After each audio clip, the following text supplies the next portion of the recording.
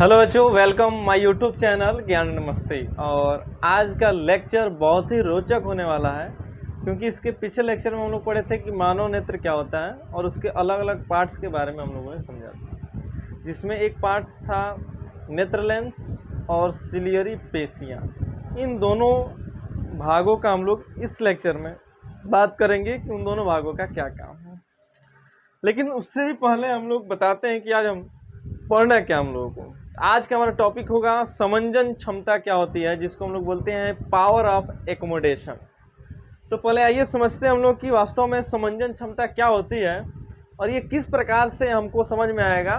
कि जैसे मान के चलिए कि अगर हमारे पास दो वस्तु हो, एक वस्तु हो दूर, एक वस्तु हो नज़दीक, तो जब आप इस हाथ पर ध्यान दीजिएगा तो ये हाथ थोड़ा सा धुंधला प्रतीत होता है। ऐसा क्यों होता है? जैसे अगर दो, देखिए यहाँ पे दो डिस्टेंस पे हमारे हाथ को रखे हुए हैं, एक ये और एक ये। इस हाथ को जब आप देखिएगा तो ये थोड़ा सा धुंधला प्रतीक होगा, ये वाला हाथ जिसमें हम मार्कर लिए हैं। और यदि मार्कर वाले हाथ पर ध्यान दीजिएगा तो ये धुंधला प्रतीत होता है। तो ये होता कैसे है, इसको हम लोग ध्यान से समझेंगे। यानी ये पावर ऑफ, इसको बोलते हैं समंजन क्षमता।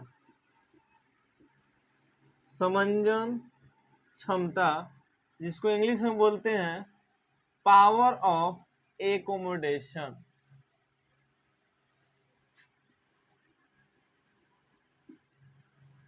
एकोमोडेशन, समंजन क्षमता, पावर ऑफ एकोमोडेशन। ध्यान से समझिए, जब हम किसी एक वस्तु को अगर ध्यान से देखते हैं तो उसके अगल बगल या पीछे की वस्तुएं धुंधला प्रतीत होती हैं, ठीक है। और यदि फिर हम उस पीछे वाले वस्तु को देखें तो उसके आगे वाली वस्तु जो होती है वो धुंधला प्रतीत होता है। इसको आप प्रैक्टिकली देख सकते हैं। जैसे आप मेरे इस वीडियो में देखिए, यहाँ पे एक लड़का खड़ा है और उसके पीछे, उसके आगे की तरफ हम उंगली किए हुए हैं, तो पीछे वाला लड़का जो है एकदम साफ दिख रहा है, लेकिन आगे वाला जो उंगली जो है वो हमारा धुंधला प्रतीत हो रहा है। देखिए ध्यान से, अगर आप इस फिगर में देख रहे हैं तो ये जो लड़का का फिगर है वो एकदम क्लीन दिखाई दे रहा है और हमारा उंगली जो है वो थोड़ा सा धुंधला हुआ प्रतीत हो रहा है। उसी पर ये आपने देखा, तो ऐसा ये क्यों होता है, रीजन क्या है, ठीक है। और फिर अभी हम इस उंगली को अगर ध्यान से देखते हैं तो उंगली हमारा क्लीन दिखाई देने लगता है और पीछे वाला लड़का जो है वो थोड़ा सा धुंधला प्रतीत होता है। इसको भी आप ध्यान से देखिए, जो है वो धुंधला प्रतीत हो रहा है और यहाँ पे उंगली हमारी एकदम क्लीन दिखाई दे रही है, क्योंकि अब हम इस उंगली को देख रहे हैं इस पर। तो देखिए ये होता इसलिए है क्योंकि हमारी आंखें जो है वो किसी एक वस्तु पर ध्यान केंद्रित करती है, तो उसकी फोकस दूरी उसी वस्तु के हिसाब से फिक्स हो जाती है।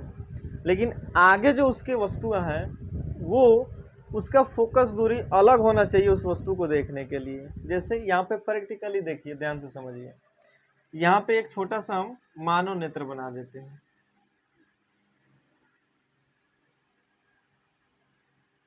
यहाँ पे होता है नेत्र लेंस, यहाँ पे होती है सिलियरी पेशियां जो इसको लटका के रखती है।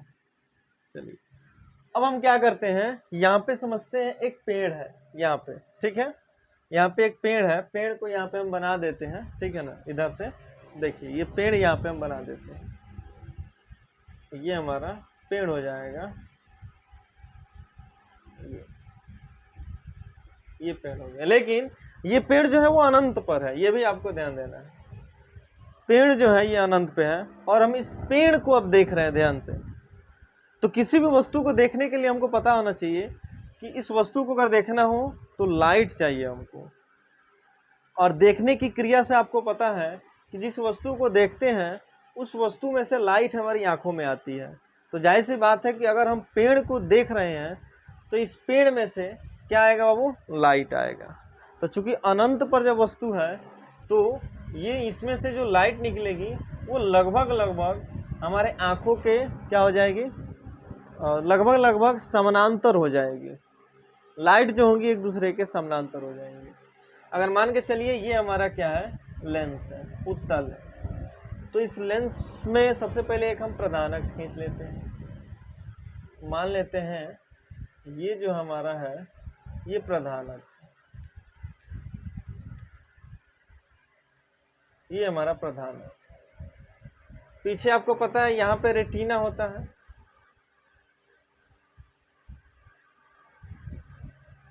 किसी भी वस्तु का चित्र यही बनता है, रेटिना पर बनता है। तो एक हम इसको प्रधान अक्ष ले लेते हैं, ये वाला हमारा प्रधान अक्ष है, ठीक है। और मान लेते हैं एक किरण यही है हमारा, एक किरण ऐसे है जो लेंस से होकर हमारे आंखों से होकर ये पहुंचता है कहाँ पे, रेटिना पे। ये रेटिना है, ठीक है, ये है हमारा रेटिना, रेटिना पर पहुंचती है।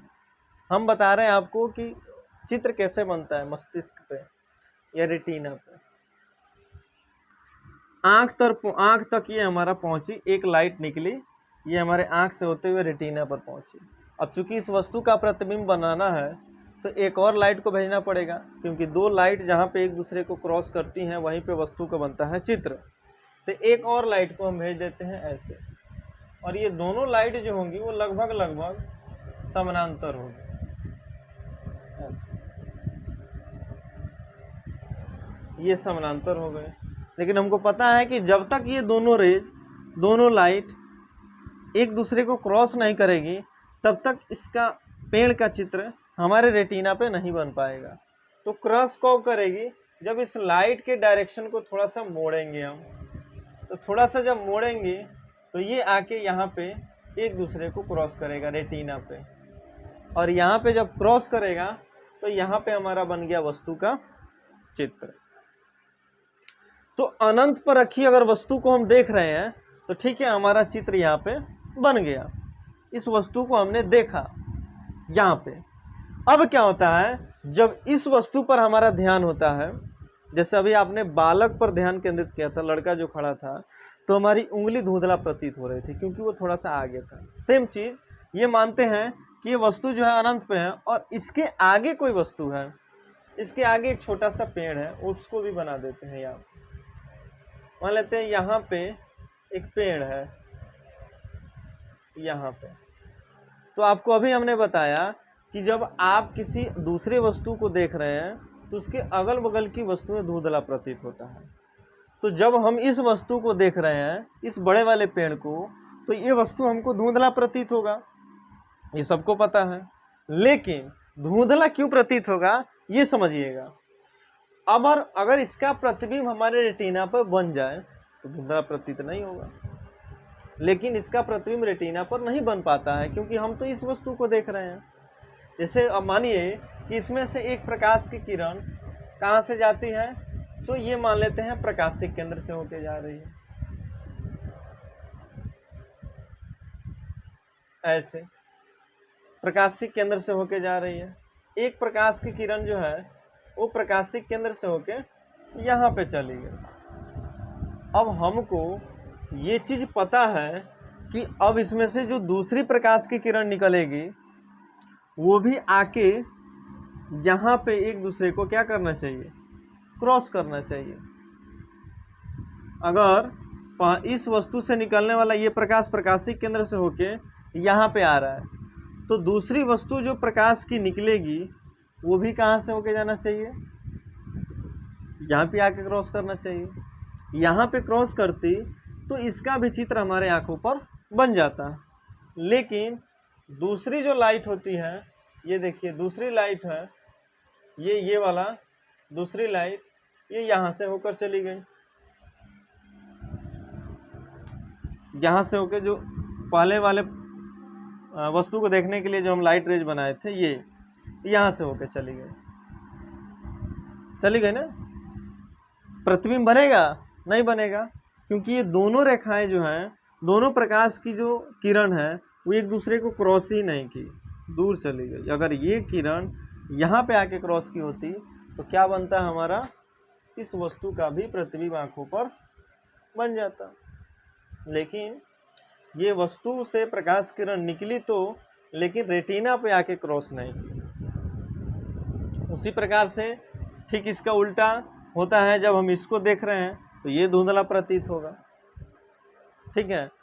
तो इसमें होता क्या है, तो ये जो सिलियरी पेंसिया होती है, ये जिस वस्तु को आप देख रहे हैं उस वस्तु के हिसाब से मुख्य फोकस को बढ़ाती हैं घटाती हैं। तो मुख्य फोकस बढ़ेगा और घटेगा कब, जब लेंस की क्षमता बढ़ेगी और घटेगी तब। लेंस का क्षमता जब हम बढ़ा देंगे तो मुख्य फोकस कम हो जाएगी।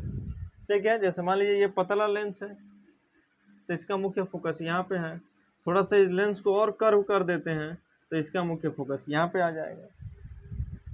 तो ये जो लेंस की क्षमता बढ़ने की और घटने की जो क्रिया होती है, इसी को हम लोग क्या कहते हैं, समंजन क्षमता कहते हैं। आया समझ में? समंजन क्षमता क्या होता है, तो इसका परिभाषा ध्यान से समझिए। मनुष्य का आँख किसी दूर रखी वस्तुओं तथा नज़दीक रखी वस्तुओं को देख अपने हिसाब से समायोजित कर देती है। इसी घटना को हम लोग समंजन क्षमता कहते हैं। ये था हमारा आज का लेक्चर, और नेक्स्ट लेक्चर में हम लोग लेके आएंगे दृष्टि दोष।